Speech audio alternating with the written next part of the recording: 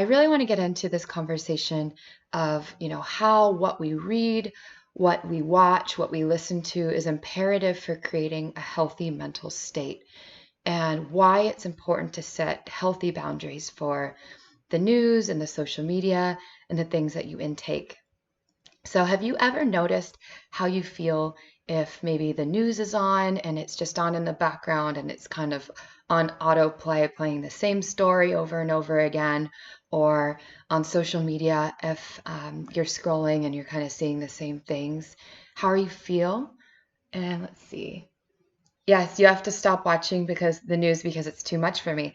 That's exactly what we're talking about today. Yes. And so you're not alone in that feeling. Thank you for bringing that up.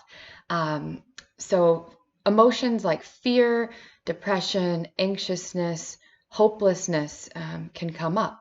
And it can become very unhealthy for our minds unless we learn to set boundaries and be aware of what we're reading and watching. And so I want to get into a little bit of mindset and why that is. So this thing called negative bias or negativity bias is something that we develop as children, and it dates back as far as our ancestors. It's a primal instinct of survival mode, of fight or flight. So it is a natural instinct to focus more on the bad rather than the good. So it's why things like criticisms they have a bigger effect on us than positive compliments. It's why if you're having a good day and someone might say something to you, or a stranger is angry, it can ruin your day and make a good day to a bad day. Our brains are wired to focus more on the bad and less on the good. The negative sticks out more than the positive. So it's the same for the news and the social media. Sometimes it can be noticeable and you can feel a certain way, or sometimes it could be unnoticeable and it can manifest over time and create these feelings inside of us like fear, irritability, anxiousness, depression. And I just want to remind you that it's a normal feeling. You're not alone in this. There's journalists creating plot lines. It's a skill to blindly have you follow the news cycle. And so it's their way to get and engage in the audience and get more attention. So with that being said, and with that background of negative bias, how can we overcome the negative bias and how can we use this for the betterment and be informed, but not let it take over our life? And set healthy boundaries for the news and the social media. So, number one is by either disengaging or limiting consumption. And for some of us with our jobs, we can't completely shut off, but maybe that means a 1 day break from it, or a 2 day break, or limiting your consumption by setting downtime. The phones these days with technology have notifications that you can set for downtime, meaning it won't show notifications for the news at a certain time, or you can schedule it in your calendar to maybe go for a walk or take time away from your cell phone or your computer, or you turn off the TV. So just creating these boundaries of a healthy window.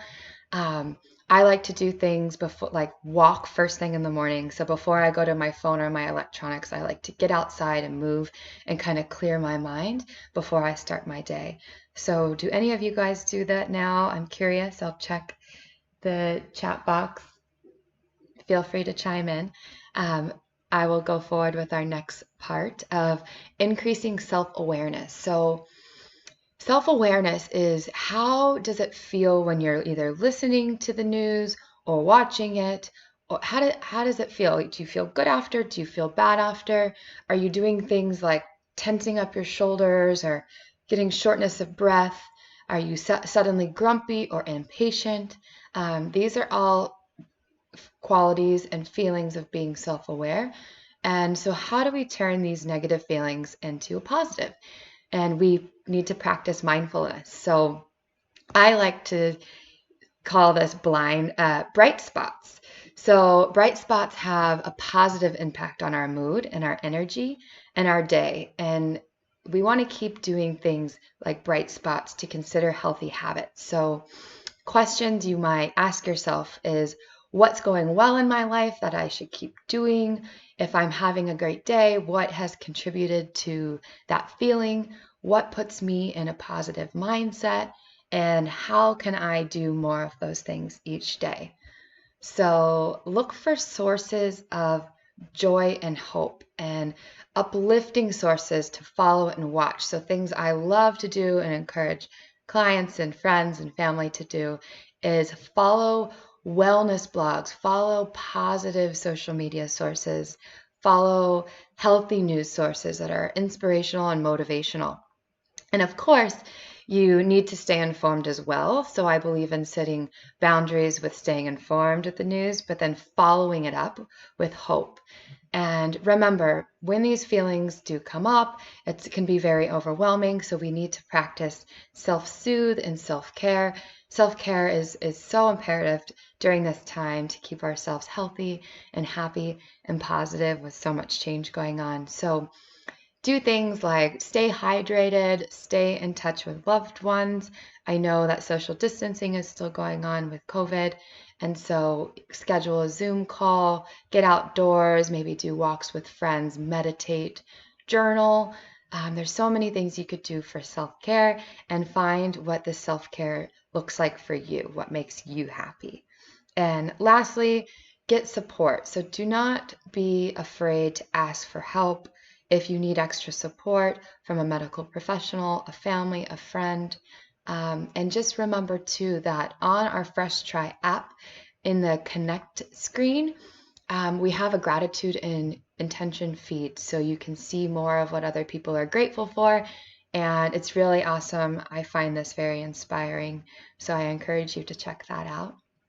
And so this is a lot. I know there's a lot going on right now, and it's a lot to take in, and it's hard to navigate the new normal, but just I encourage you to really try and practice setting healthy time limits for news sources. Be kind to yourself. Focus on following positive sources of media that are uplifting, and take in the good a little bit more. Try and find the silver lining right now and how you can help and how you can be good for the world and do your part. If you're feeling helpless or you're feeling like you don't know how to help, is taking care of yourself is the number one thing that we can do for the greater movement of making the world a better place. So thank you, and I look forward to hearing from you all next week.